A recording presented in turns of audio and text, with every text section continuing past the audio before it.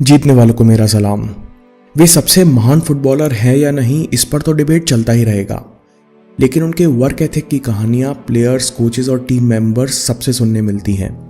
मेरा Cristiano Ronaldo के work ethic पर ध्यान तब गया जब एक इंटरव्यू में विराट कोहली कहते हैं कि मेरी ट्रेनिंग और शेड्यूल तो ट्रेनर प्लान करता है। फिर भी मैं क्रिस्टियानो रोनाल्डो से इंस्पिरेशन लेता हूँ। मैंने सुना है कि मेसी जीनियस है, लेकिन अपनी मेहनत की वजह से रोनाल्डो एक कदम आगे रहते हैं। 2003 और 4 सीजन के दौरान मैनचेस्टर यूनाइटेड के असिस्टेंट मैनेजर ने क्रिस्टियानो रोनाल्डो को अपने ऑफिस बुलाया। देखो, बहुत सीधी बात है, केवल एक अच्छा प्लेयर होना काफ़ी नहीं है। ऊपर वाले ने तुमको टैलेंट और मौका दिया है दुनिया का बेस्ट प्लेयर बनने का। अगर तुम उस दिशा में आगे बढ़ना चाहते हो तो मेरा पूरा सपोर्ट होगा। अगर तुम एक एवरेज प्रोफेशनल प्लेयर रहना चाहते हो तो मैं तुम्हारे साथ दूसरे प्लेयर्स जैसा ही व्यवहार करूंगा।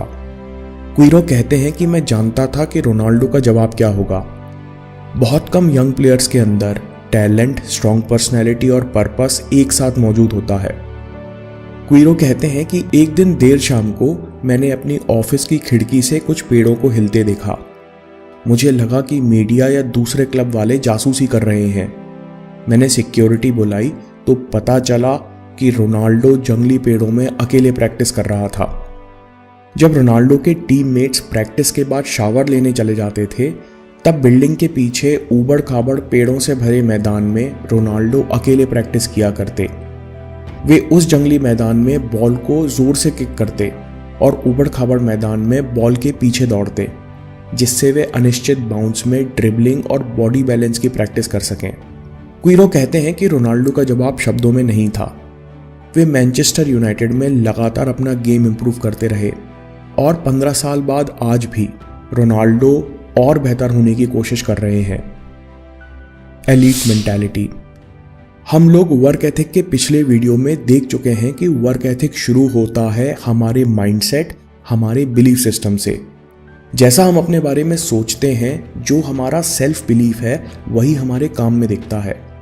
क्रिस्टियानो रोनाल्डो के दिमाग में बैठा हुआ है कि वो दुनिया के सबसे अच्छे एथलीट्स में से एक हैं। इसलिए 33 साल के होने पर भी वो अभी भी अपने शरीर को 20 साल का बनाए हुए हैं। ये मेडिकल रिपोर्ट्स हैं उनकी नई टीम हुवेंटस की। उनके शरीर में 7% बॉडी फैट, 50% मसल मास है। क्रिस्टियानो फीफा वर्ल्ड कप के सबसे तेज भागने वाले एथलीट हैं।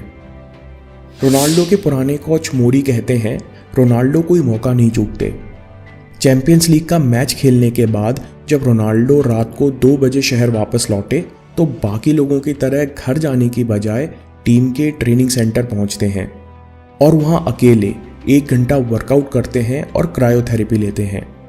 वर्क एथिक का मतलब जुनूनी होकर रात में वर्कआउट करना नहीं है, बल्कि जब भी मौका मिले, जब भी ज़रूरत पड़े, एक कदम ज़्यादा करने की कोशिश है। हम इसे क्रिस्टियानो रोनाल्डो की एलीट मेंटालिटी कह सकते हैं। जोआनी मोरी कहते हैं कि उनके वर्कआउट में हमेशा इंटेंसिटी, डेडिकेशन और पॉजिटिव एटीट्यूड दिखता है। No shortcuts. हुवेंटस के मिडफील्डर ब्ले मतुई कहते हैं कि हमने मैनचेस्टर यूनाइटेड से उनके ही मैदान ओल्ड ट्रैफर्ड में कठिन गेम जीता। पूरी टीम बहुत थकी थी, हम लोग सब छुट्टी पर थे, लेकिन रोनाल्डो हमेशा की तरह ट्रेन कर रहे थे। मैंने उनसे पूछा कि आप थके नहीं, आपको रिकवरी की ज़रूरत नहीं है? तो वो कहते हैं कि मैं रात भर से रिकवरी ले रहा था, अब ट्रेनिंग कर रहा हूँ। रोनाल्डो होने की वजह से मुझे ऐसा करना पड़ता है। इस कोट से फिर रोनाल्डो के बिलीफ सिस्टम की झलक मिलती है। उनके अपने लिए इतने हाई स्टैंडर्ड्स हैं कि उसे मेंटेन करने के लिए उन्हें उस हद तक तैयारी करनी पड़ती है, नहीं तो वे कभी भी अपनी परफॉर्मेंस से संतुष्ट नहीं हो पाएंगे। ऐसा वर्क एथिक बनाने में लंबा समय लगता है। जब रोनाल्डो पोर्चुगल से मैनचेस्टर यूनाइटेड आए तो क्विंटन फॉर्चून टीम के साथ खेल रहे थे। वे कहते हैं कि मैंने अपनी आंखों से देखा है कि ये प्लेयर सबसे बेहतर करने के लिए जुनूनी है। वो अपनी ट्रेनिंग और प्रैक्टिस को लेकर बहुत डिसिप्लिन था। मैंने कुछ और टैलेंटेड प्लेयर्स देखे हैं, शायद क्रिस्टियानो से ज़्यादा, लेकिन हर किसी में इतना मेहनत करने की इच्छा नहीं होती। Shooting, dribbling, step overs, weight training, cardio, endurance और हर ट्रेनिंग के हर सेशन में रोनाल्डो हर किसी से ज़्यादा कर रहे होते हैं।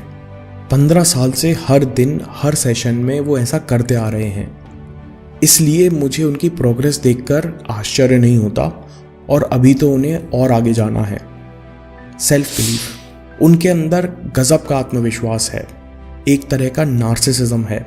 वो उस यंग एज में स्टार्स से भरी मैनचेस्टर यूनाइटेड के ड्रेसिंग रूम में भी जाकर सोच सकता था आई एम द बेस्ट, और 15 सालों से यही सोचकर खेल रहा है। दोस्तों, हम पिछले वीडियो में वर्क एथिक की डेफिनेशन देख चुके हैं। वर्क एथिक का मतलब ये नहीं कि आप पूरे समय काम करते रहो या रात को 2 बजे उठकर वर्कआउट करो या फिर हार्ड वर्क और स्मार्ट वर्क के बीच में डिबेट करते रहो। ये आपका बिलीफ सिस्टम है जो आपके काम में दिखता है, और ये बिलीफ सिस्टम टैलेंट से नहीं बल्कि साल दर साल की मेहनत और कमिटमेंट से बनता है। रोनाल्डो के बारे में जितना समझा उस हिसाब से उनके बिलीफ सिस्टम में 2 चीज़ें समझ में आती हैं। पहला, वो जानते हैं कि वो एक एलीट लेवल के प्लेयर बन चुके हैं, इसलिए उनका ट्रेनिंग और परफॉर्मेंस भी उसी तरह की होगी। मतलब अगर आप जानते हो, अगर आपका बिलीफ सिस्टम है कि आप एक स्पोर्ट्स कार हो, तो आप अपने आप को वैसा ही मेंटेन करोगे, वैसा ही तेल डालोगे और वैसा ही परफॉर्म करोगे। दूसरा, वो जानते हैं कि जब तक वो बेस्ट नहीं होंगे तब तक उन्हें चैन नहीं मिलेगा। वो कभी भी अपने टैलेंट के साथ न्याय नहीं कर पाएंगे, ना कभी कॉन्फिडेंट और सेटिस्फाइड महसूस कर पाएंगे। इसलिए वो हमेशा अपने गेम और शरीर को बेहतर करना चाहते हैं। अगर ये दोनों बातें उनके बिलीफ सिस्टम में ना होती तो फुटबॉल जैसे कॉम्पिटिटिव और पैसे वाले खेल में, जहां हर साल इतने टैलेंटेड प्लेयर्स आते हैं, केवल क्रिस्टियानो के वर्क एथिक की बात नहीं हो रही होती। अगर आप और मैं भी चैंपियंस जैसा वर्क एथिक बनाना चाहते हैं तो छोटे छोटे एक्शन लेकर अपना बिलीफ सिस्टम बनाइए, अपना वर्क एथिक स्ट्रॉन्ग कीजिए। दोस्तों, अगर ये वीडियो आपको पसंद आया तो 12 रूल्स ऑफ लाइफ के इंटरेस्टिंग और बहुत कम आने वाले रूल्स देखिए। और हाँ, चैनल ज़रूर सब्सक्राइब कीजिए। मैं काम के किस्से लाता रहूँगा। हिम्मत, हरकत, होशियारी, हम जीतेंगे।